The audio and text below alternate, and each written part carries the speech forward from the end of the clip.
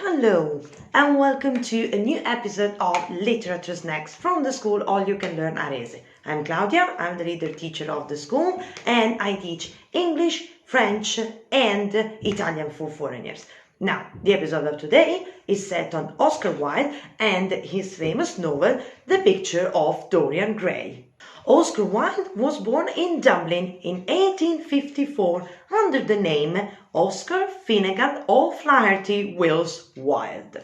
Educated at Trinity College and then at Magdalen College in Oxford, he settled in London in 1879 and started a literary career with the mediocre poems when he had his turn with his comic plays such as Vera the Nihilist, published in 1880, Lady Windermere's Fan, published in 1882, A Woman of No Importance, published in 1893, An Ideal Husband, published in 1895, and the most famous, The Importance of Being Earnest, published in 1895.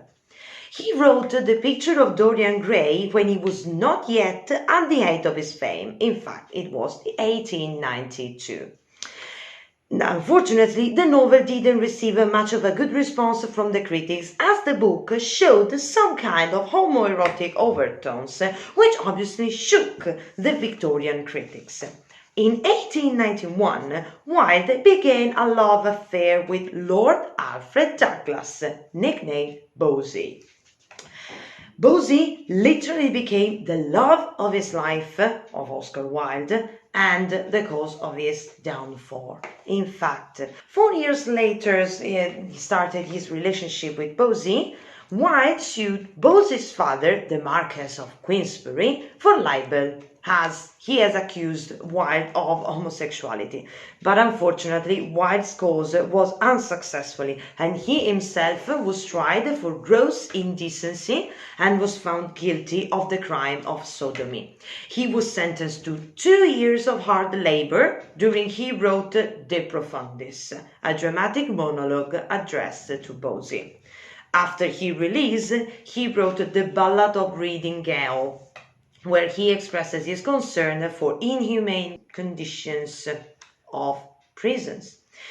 He spent the rest of his life wandering Europe and living in cheap hotels until he died of cerebral meningitis in 1900 in a cheap hotel in Paris, all alone.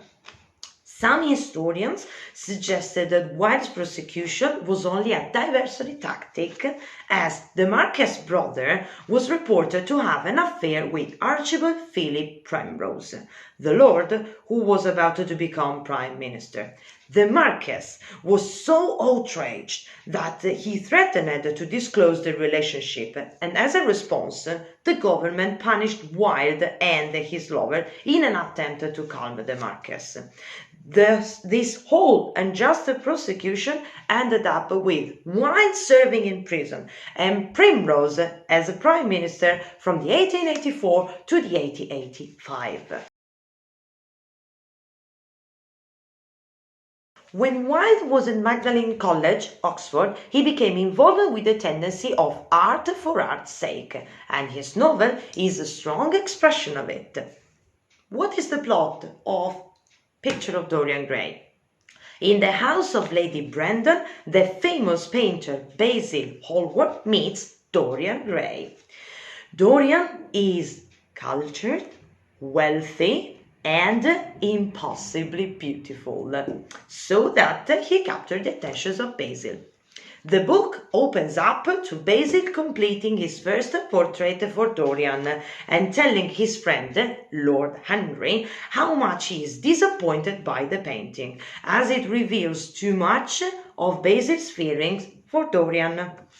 Henry is presented as a ruthless man of questionable morality, and when Dorian arrives, Basil is reluctant to introduce the two, as he fears that Henry may have a damaging influence on Dorian. In fact, short after, Henry upsets Dorian with a speech about the nature of beauty and youth, and Dorian ends up cursing his portrait because he's afraid that one day it will remind him what he will have lost.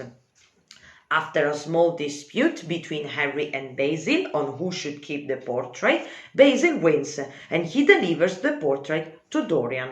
The bad influence of Henry on Dorian grows and he starts to live a life devoted only to pleasure. He falls in love with an actress of the slums of London, Sybil Vane. Overcome by the love for Dorian, Sybil decides to stop acting as she feels that she can never love again now that she's experienced love in reality.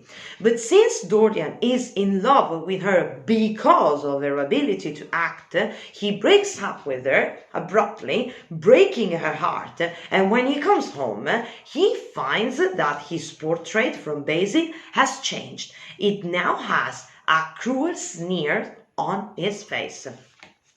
He tries to make amends with Sybil, but she has killed herself, and Henry manages to have Dorian believe that Sybil's death is a sort of artistic triumph, where she personified tragedy. So Dorian puts the matter of guilt behind, and in the meantime, he hides the portrait in a remote room of his house. Thanks to Henry's influence, Dorian's lifestyle becomes devoted to pursuing new experience and sensations regardless of standards of morality and consequence of his action. 18 years pass, and Dorian has now a dangerous reputation. He is still accepted in society because he remains young and beautiful, while the painting keeps growing hideous and revolting.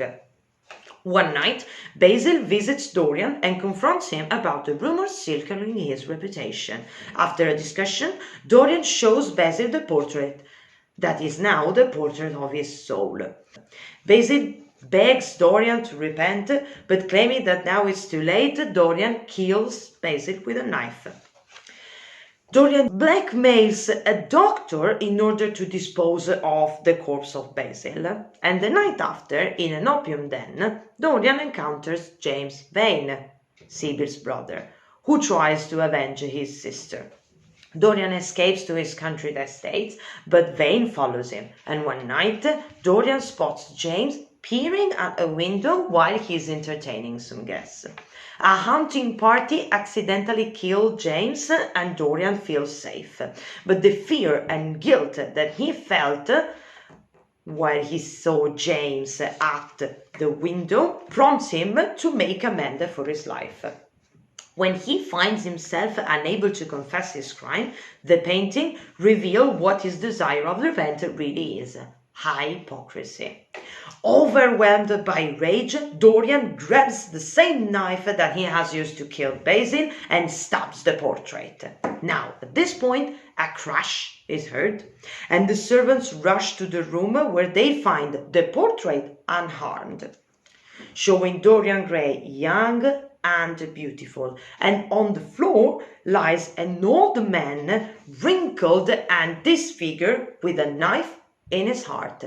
And it was not until they examined the rings that they recognized who he was.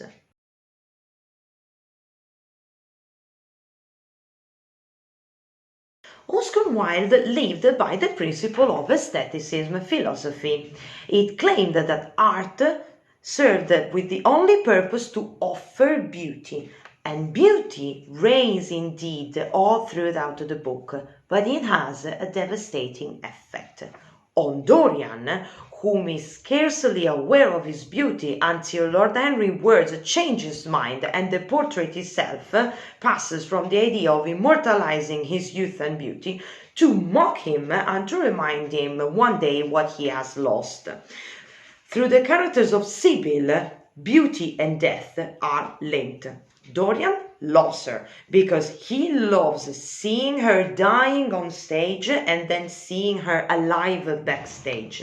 And Sybil's death is tragic, but it transforms her in an immortal because she will never age, and she has indeed become art herself.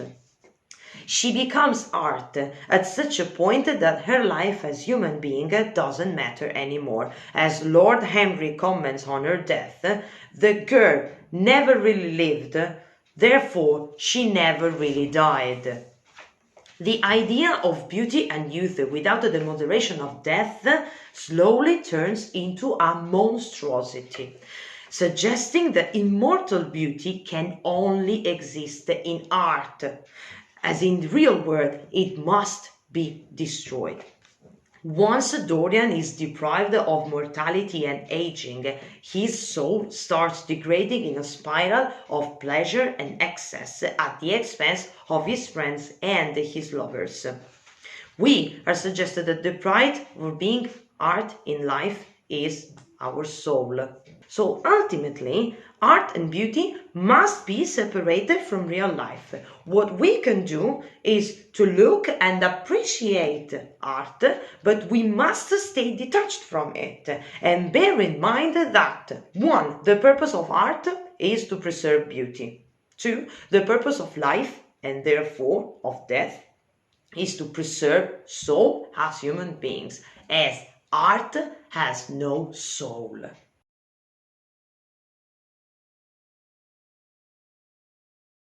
When the novel was published in 1892, it didn't receive much of a positive feedback, primarily for his homoerotic tone. Wilde was so disappointed by this that he revised the novel and added a 6-chapter preface to it. But where did the Victorian critics see the homosexual tendency? On first level, on the position of women in the book. Lord Henry, for example, criticized women constantly at the point to define them just as a decorative sex. In fact, all the women in the story are there only to provide the male characters with the essential distraction and company, or they are used through their action to illuminate the action and paradoxes of the men's world. As women are not at the center of the book, the romantic energy among men is a protagonist. For example, the basic feeling for Dorian. On the second level, homoerotic tones are visible on the power of Dorian's influence. The power of one affecting another is the core of the book.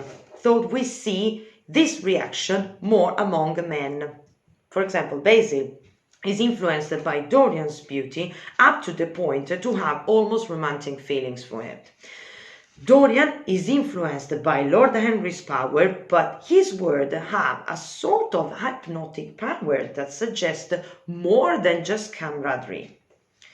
Wilde is taking aesthetic values to a larger context, returning to antiquities, as he said in his trial for gross indecency, where appreciation for youth and beauty was also expressed by physical relationship among men.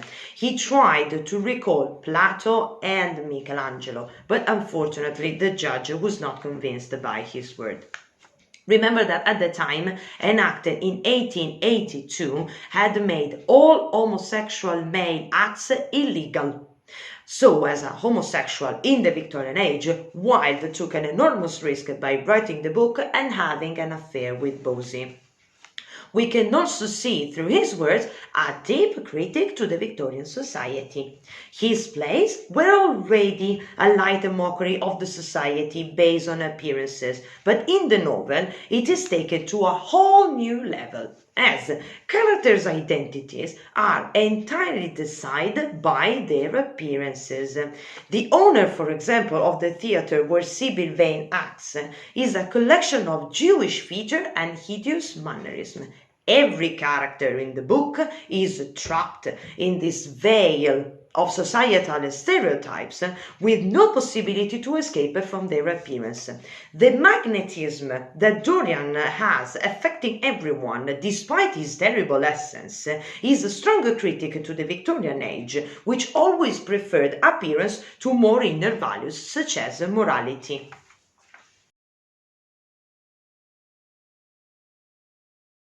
The picture of Dorian Gray inserts itself in the collection of Gothic novels where supernatural is present and it has a massive importance in the plot events. It is one of the most famous masterpieces of English literature, though it is probably not so well comprehended, as for example generic knowledge attributed to the painting only the ability to age, while in reality it has the ability to show his corrupted soul. The values of beauty, youth, and art are taken to the maximal level of the aesthetic society's philosophy. Despite its fame, only 2 films adaptations were made. One in 1945 with the super young Angela Lansbury, and one in 2009 with Ben Barnes and Colin Firth as Lord Henry. But the Gothic tone gets more to a horror one, casting a completely different light on the appearance of the Victorian age. So I would suggest you to read the book first and then watch the film, and if you have done both, you can write your comments and your opinion in the comment section of this video.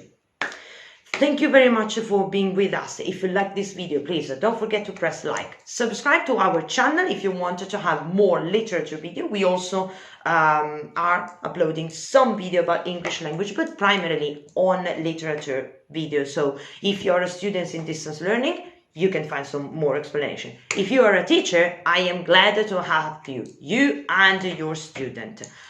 This is our Facebook page. This is our Instagram page. This is our email address. You can write to us and request English lessons or French lessons or German lessons, Spanish lessons or Italian for foreigners. We teach all of them. Adult and teenagers, we teach in presence and online. Thank you very much for being with us, and I hope to see you soon. Bye bye.